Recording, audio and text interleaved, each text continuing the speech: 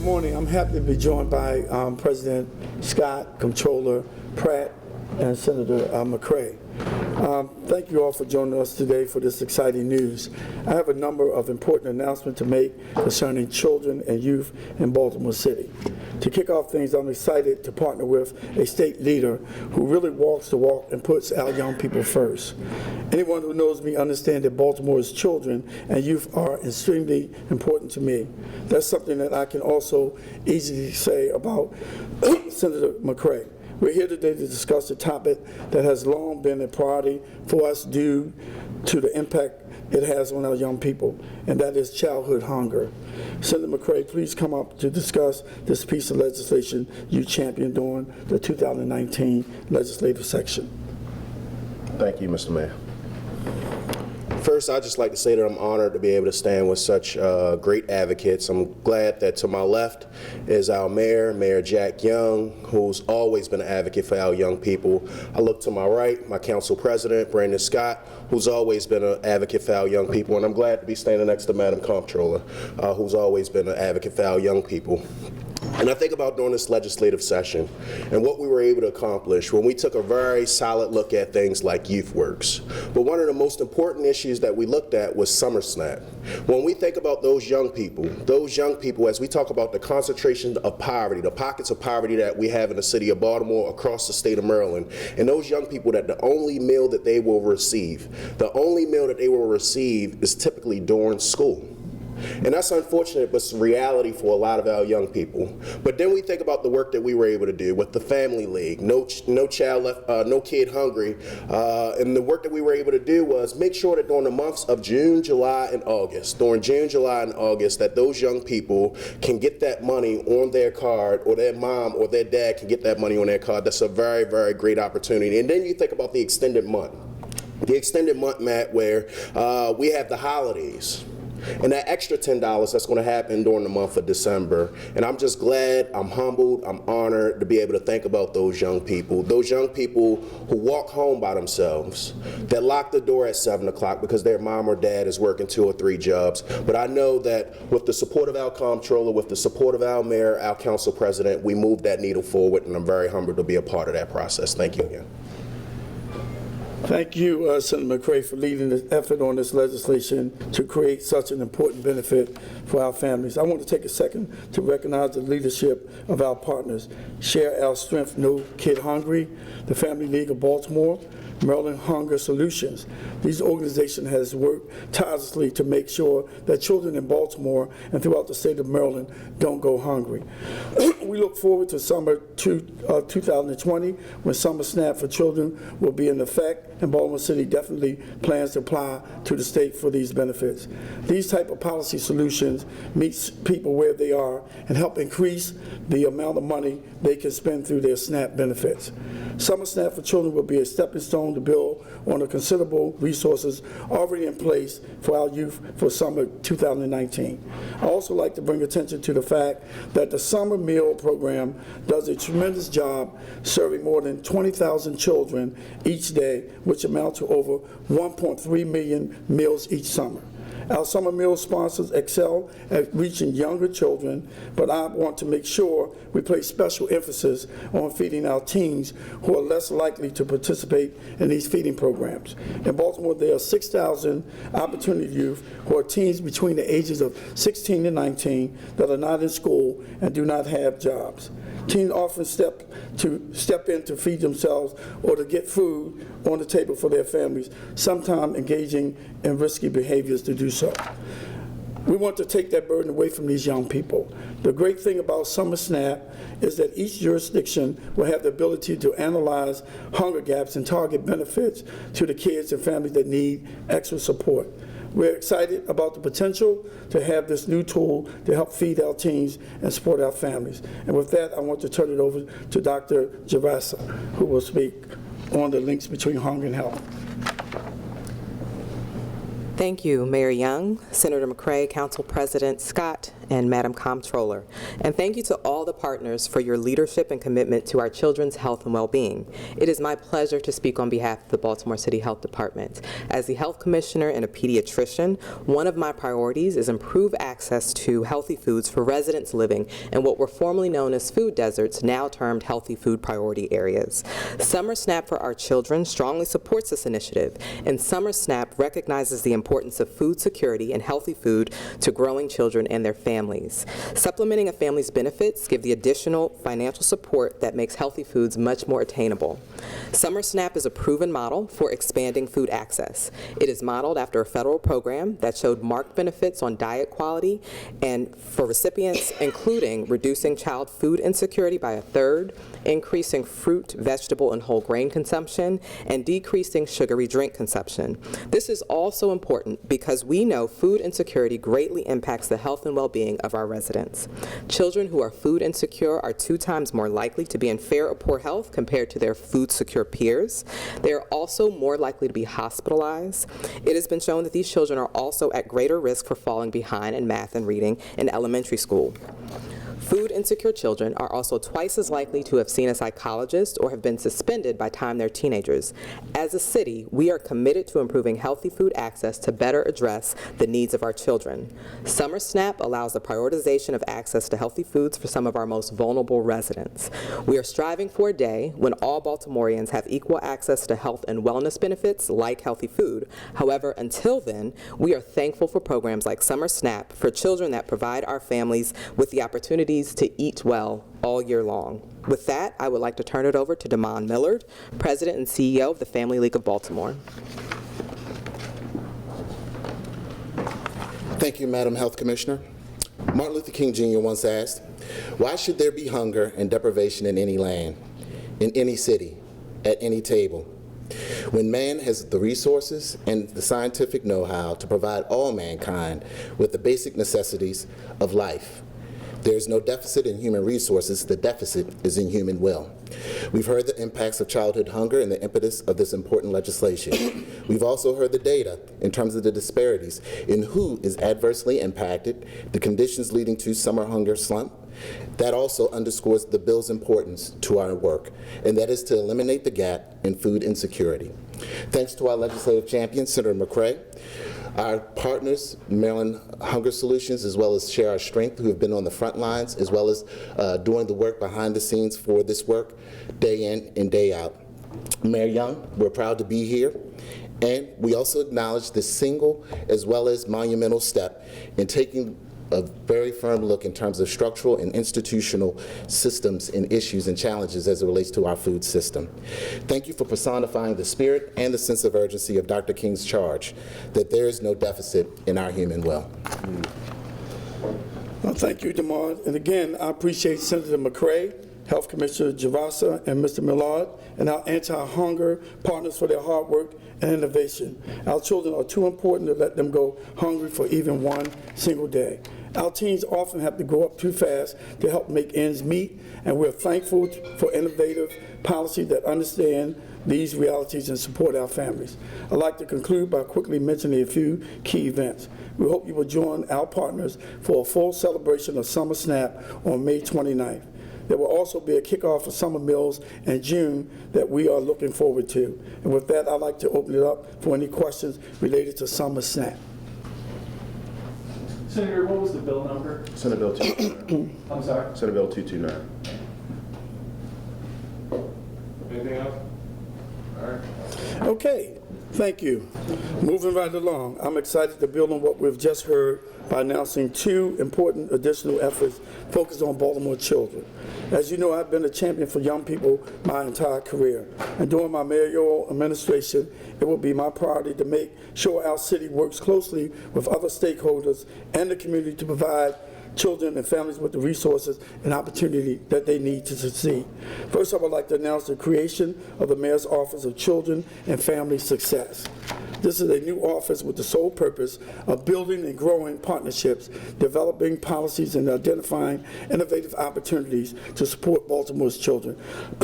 And I'm very pleased to announce that Tisha Edwards will lead this new office as its executive director. Ms. Edwards has dedicated her professional life to uplifting Baltimore's children, and I'm excited to work with her to build on her expertise and efforts and to put our city children first.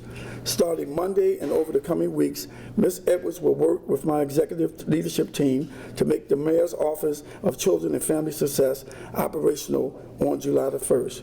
The other effort I want to share with you is also focused on young people and summer. This summer, Baltimore City is investing $31 million to create 28,000 summer enrichment seats for young people ages 4 to 21. Summerscape Be More represents a collective investment by city government, largely through our youth work program, Baltimore City Public Schools, and a group of philanthropic and community partners focusing on addressing summer learning loss, STEM, and arts enrichment and college and career readiness. I want to thank our Summerscape Be More partners for their commitment to Baltimore's children. Through Summerscape Be More, we will make sure that our young people are productive and engaged in opportunities this summer that will support their future success. Now I want to give our partners an opportunity to talk more about Summerscape Be More. We'll hear first from Dr. Santalisa, CEO of Baltimore City Public Schools. And after her, we will hear from Jason Perkins-Cohen, head of the Mayor's Office of Employment Development. Thank you.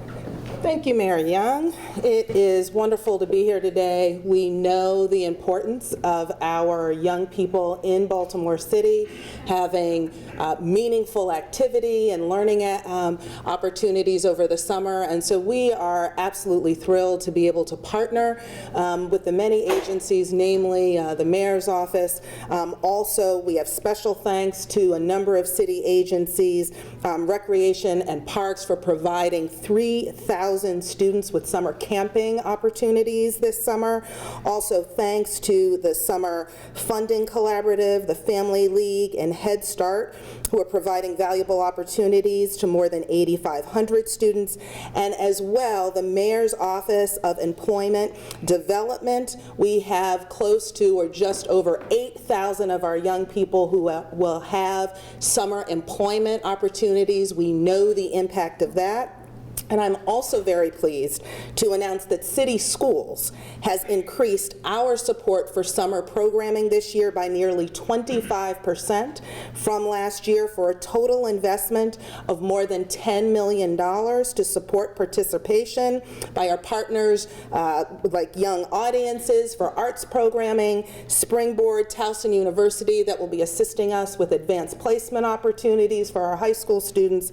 And really, Summerscape Baltimore is just the kind of thing we need for our city, for our young people, for our future, and we are thrilled to be part of it. So again, many thanks to Mayor Young, as well as all of the city agencies that we have the privilege to partner with, as well as philanthropic and nonprofit organizations. Thank you, Mayor Young. Thank you.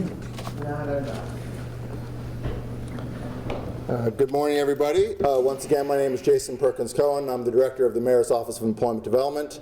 I want to thank Mayor Young and the Comptroller for being such strong advocates for youth in general and for youth employment in particular.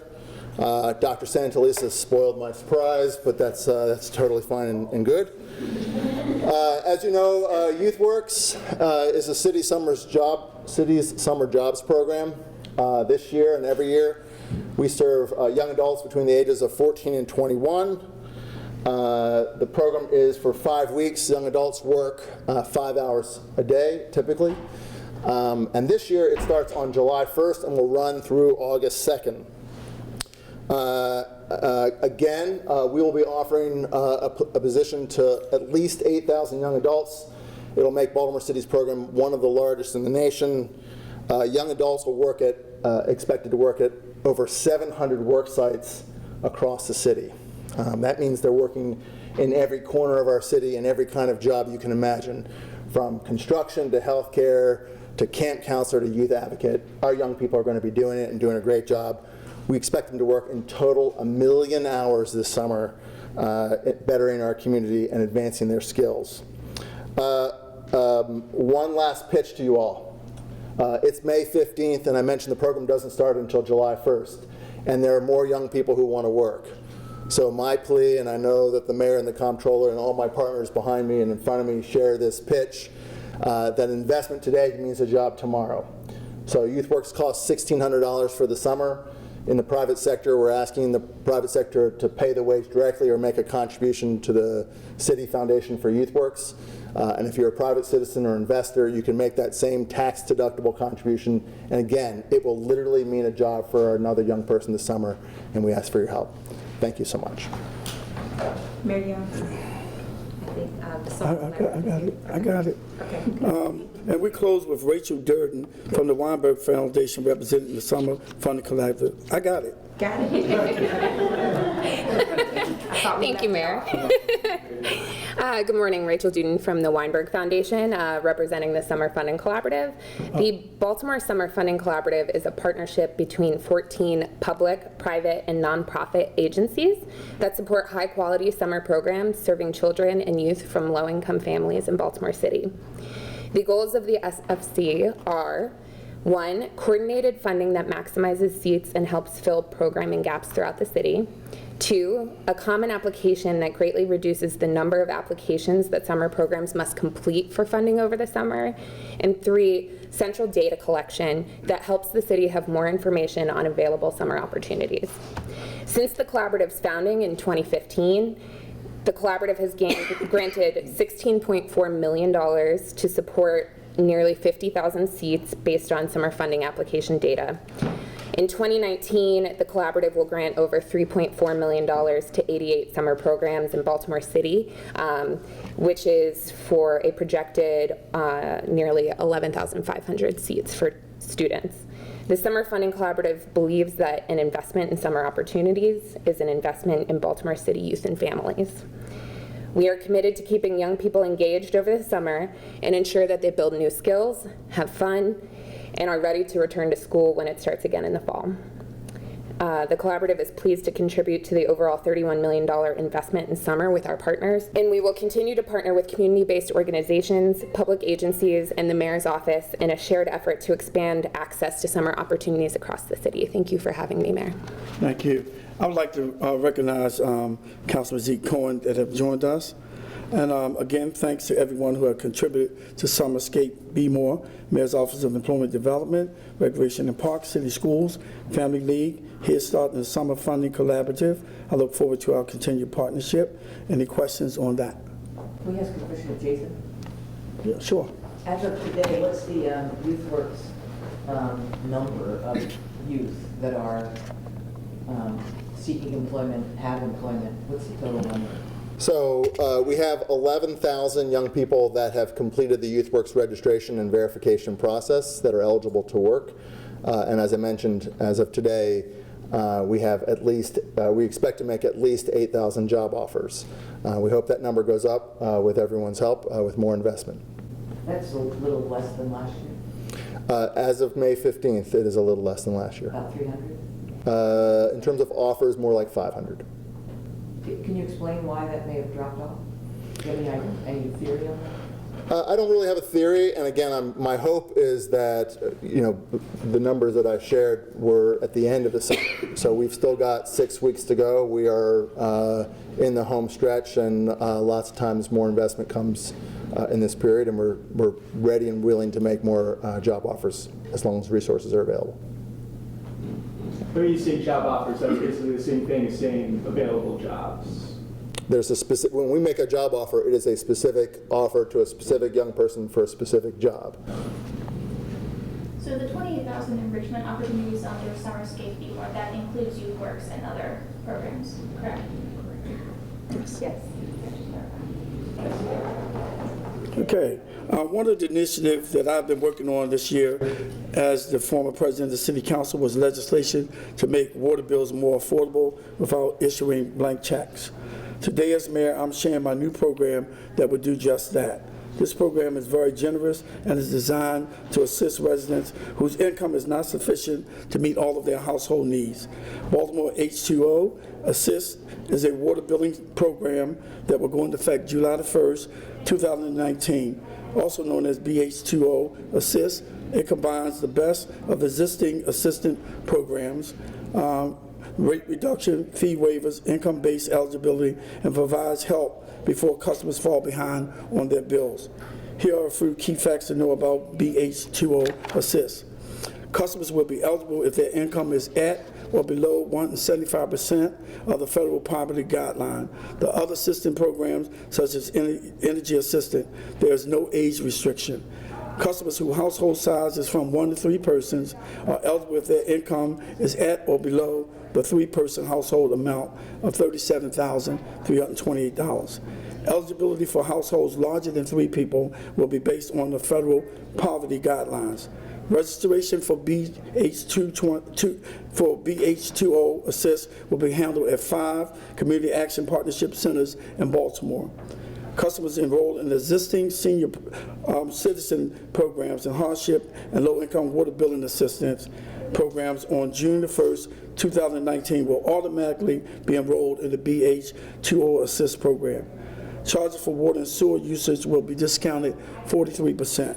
The bay restoration fee and stormwater remediation fees will not be applied to water bills for these customers only. As an added benefit, I'm implementing BH2O Plus for households whose income is at or below 50% of the federal poverty level, currently $10,665 for a household of 3. These households will receive additional credit, set currently at $236, applied over 12 months. As water rates adjust, the credit will be adjusted to match the new rates. Since enrollment for both programs, BH2O and BH2O Plus, will last for 12 months, a reminder to re-enroll will be sent before enrollment expires. Last but certainly not least, I'm establishing an independent office with the Environmental Control Board to hear and recommend solutions to water bill disputes independently of the Department of Public Works. For more information, for that, you can please contact DBW Communication Office at 410-545-6541. At this time, if you have any questions, I have Mr. Chow and Mr.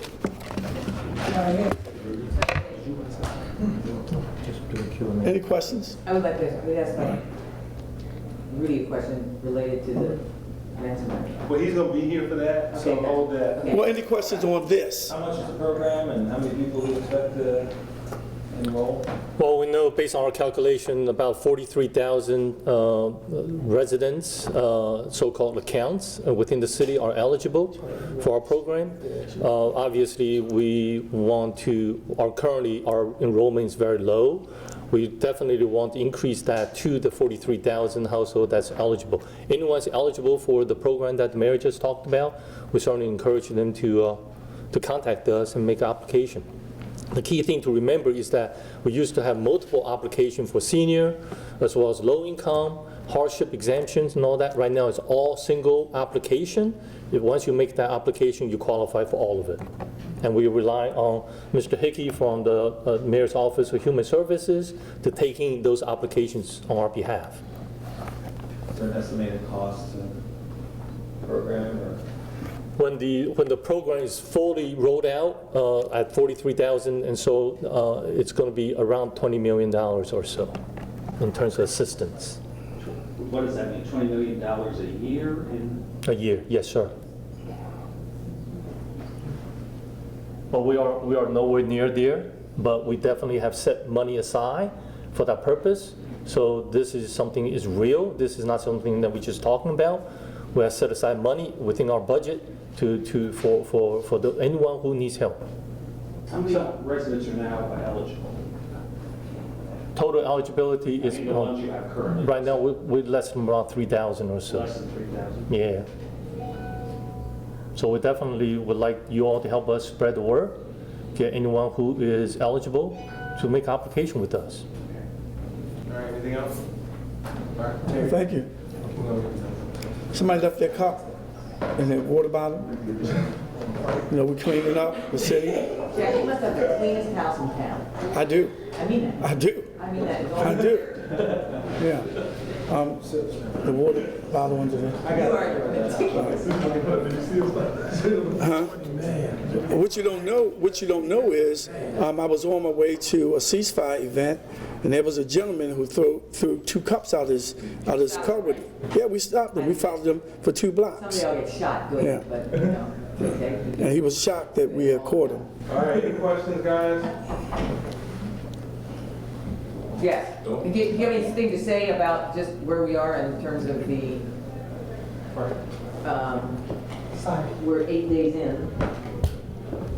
Any progress to report in terms of, Ladies and gentlemen, I can tell you all confidently, with a high degree of confidence, we will be back online, and we will be back online more safely and securely than we were before. And when will we? I would like to thank the mayor for his personal leadership in helping us assemble a team of experts to help us through this process. Our technology partners, our employees, led by industry experts, are working around the clock to help us recover and remediate.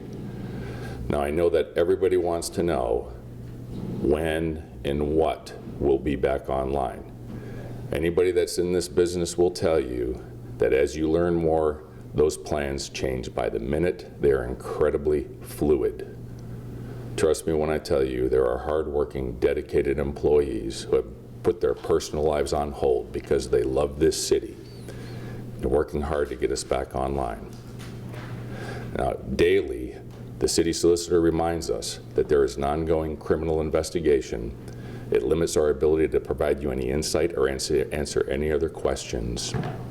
And at this point in time, and by the way, any insight or request for information in cases like this need to be vectored through the city's law department. At this point, I'd like to hand the microphone over to the city solicitor and have him say some further words. I'm just going to add and emphasize this is an ongoing criminal investigation. And so, as you would expect, there's very little we can say. We are working hand in glove with the FBI, with our partners from Microsoft, and with Frank's dedicated group of city employees, as well as some expert contractors. I would, some people have talked about this incident like somebody broke into your home and stole your stuff. My preferred way of thinking about it is that the network, the city network, actually was viciously assaulted by a culprit and seriously injured.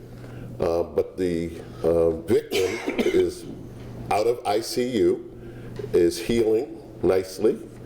There's a long course of physical therapy ahead of the victim, but we'll be back. And we'll be back, as he said, stronger. And we continue to direct our resources to identifying with great specificity and perhaps one day actually prosecuting the culprit. But the city residents and taxpayers should rest assured that progress is being made. I have spoken to my counterpart in Atlanta, and I've taken advantage of lessons learned by Atlanta. Frank himself has spoken to the chief information officer in Atlanta. So we are moving forward, and while we can't give specific targets for when a particular part of the system will be back on board, we are hopeful that that will happen sooner rather than later. has there been any further communication at all with the perpetrators? That is not the kind of information we can address. Can you tell us what systems are down now in the city? Well, it's not a long list, but obviously payments is finance. Director Henry's here. That's a focus and a priority for us. Obviously, the websites are up, but the email system is down, although there is sporadic reconnections with email. So it's sort of sporadic at this time. We'll have more to say in a couple of days, I think. Is it safe for the public to use the city's website? Yes, it is. And people should look at the website frequently for updates. Is it still true that critical services was not impacted, or has there been an impact on critical services? Well, you can't comment on that, but the payment system is a critical service, and we're working very furiously to get that back up. Has there been any, has there been a decision made as to which strategy to deploy? And that is restore, replace, has there been an order for new equipment, new computers? Can you answer some of those questions, which don't seem to be particularly sensitive to a criminal investigation? So the good news is, the good news and the bad news is we're not the first and we're not alone. And the industry experts are advising us, and we've triple checked with our friends in Atlanta, as well as other IT advisory firms. The process we are following is what you could quantify as industry best practice, being led by people who have helped other organizations in similar situations systematically through the process with a tremendous amount of confidence. We are not doing this alone. We are doing this led by people who have deep area of expertise in what to do first, what to check, and how do you carefully and safely and more securely bring capability back online. With a high degree of confidence, I can assure you that. And that's about all I can share. Did your office have a recovery and disaster plan in place before this occurred? Yeah, we can't address that as a part of this investigation. Are any of the companies you're working with Baltimore area firms? We can't address that as part of the investigation, sorry. Wait, you can't disclose who the companies that are helping the city? Absolutely cannot. We cannot. We cannot. On what basis? It's a criminal investigation, and everybody involved is involved in a criminal investigation. But there has to be a procurement process, am I correct? Well, I can't answer that. Obviously, the city is obtaining the services that are necessary. I'll address go ahead. that. As Director of Finance, I have overall responsibility for procurement initiatives of the city. All of the procurements have been authorized under my delegated authority as the Director of Finance. The city represented in the 2018 budget that it was moving the city's data to the cloud. Did that happen? Has that happened? Fortunately, for the law department in particular, that absolutely has happened, not 100%, but the city is definitely and has been moving successfully to the cloud, which is best practices today. And that's more secure, it avoids this. Well, I wouldn't say avoid, but it's definitely a part of best practices for large organizations and small organizations. Could the city ever get to the point where paying the ransom would be more economically plausible than, continuing on with the damage and the fallout? We're not going to address or discuss in any way the ransom demand. Has it increased? I've been asked to ask about handling property taxes that are due on 6/30. A lot of that's done electronically through the banks. How will that be handled as far as that goes? We are in the process of making contingency plans in the event of our understanding of where our systems are at that point in time. Because that is June 30, we're in the middle of May. We're hopeful that those issues will be addressed and we'll be able to issue the July tax bills without negative impact.